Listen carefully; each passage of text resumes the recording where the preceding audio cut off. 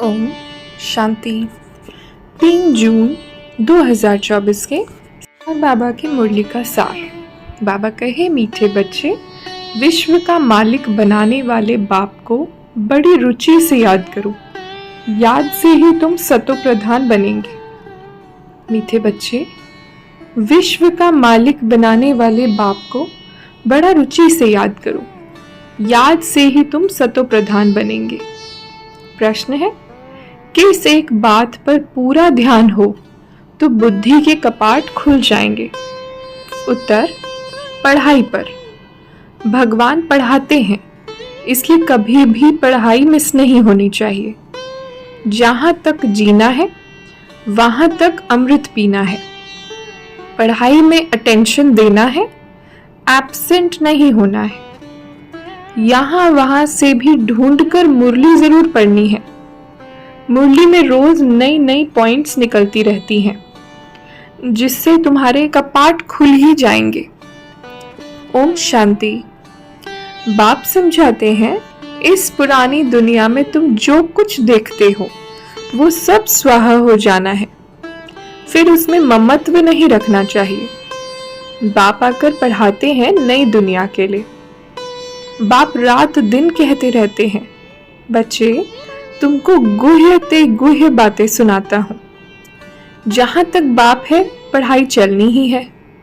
बाप समझाते हैं, बच्चे, तुम्हें बहुत बहुत मीठा भी बनना है, कोई को दुख नहीं देना है। बाप आते ही हैं सबको सुख का रास्ता बताने, दुख से छुड़ाने, तो फिर खुद किसको कैसे दुख देंगे? जो भी संबंधी आदि हैं, उन सब से ममत्व तोड़ देना है। घर में रहना है, परंतु निमित्त मात्र। ये तो बुद्धि में है कि ये सारी दुनिया खत्म हो जानी है। जो तुम बाप के मददगार बनते हो वही ऊंच पद पाते हो। वास्तव में तो मदद अपनी को ही करनी है, पवित्र बनना है। सतो प्रधान थे, फिर से बनना है जरूर। बाप को याद करना है। उठते बैठते चलते बाप को याद कर सकते हो। जो बाप हमको विश्व का मालिक बनाते हैं, उनको बहुत रुचि से याद करना है। ये तो पढ़ाई है। बाप कहते हैं, तुम पावन कैसे बनेंगे? तुम पावन थे, फिर बनना है। देवता पावन है ना? बच्चे जानते हैं, हम स्टूडेंट पढ़ रहे हैं। भविष्य में फिर सूर्यवंशी राज्य में आएंगे। उसके लिए पुरुषार्थ भी अच्छी रीति करना है। सारा मार्क्स के ऊपर मदार है। युद्ध के मैदान में फेल होने से चंद्रवंशी में चले जाते हैं।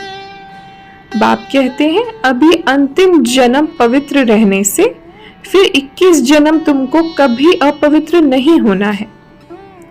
बाप कहते हैं, पवित्रता की प्रतिज्ञा कर, फिर एक बार भी पतित बना तो की कमाई चट हो जाएगी।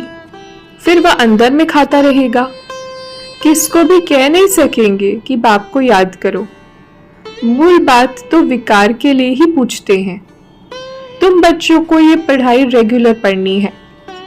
बाप कहते हैं, हम तुमको नई नई बातें सुनाता हूं। तुम हो स्टूडेंट, तुमको भगवान पढ़ाते हैं। भगवान के तुम स्टूडेंट हो।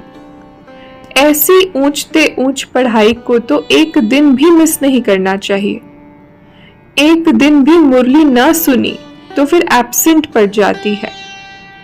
जब तक जीना है अमृत पीना है, शिक्षा को धारण करना है।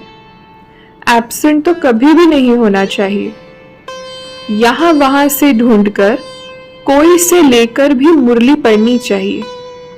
अपना घमंड नहीं होना चाहिए।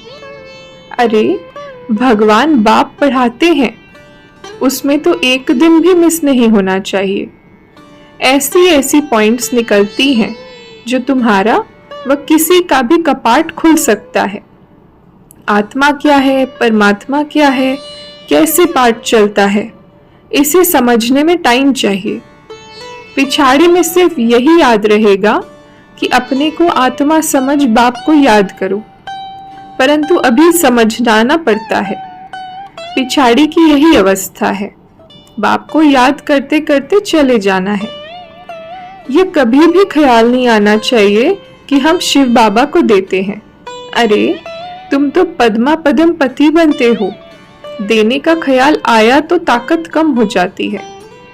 वरदान: प्रसन्नता की रूहानी पर्सनालिटी द्वारा सर्व को अधिकारी बनाने वाले गायन और पूजन योग्य भव। प्रसन्नता की रूहानी पर्सनालिटी द्वारा सर्व को अधिकारी बनाने वाले गायन और पूजन योग्य भव। विस्तार है: जो सर्व की संतुष्टता का सर्टिफिकेट लेते हैं वह सदा प्रसन्न रहते हैं और इसी प्रसन्नता की रूहानी पर्सनालिटी के कारण नामी ग्रामी अर्थात गायन और पूजन योग्य बन जाते हैं।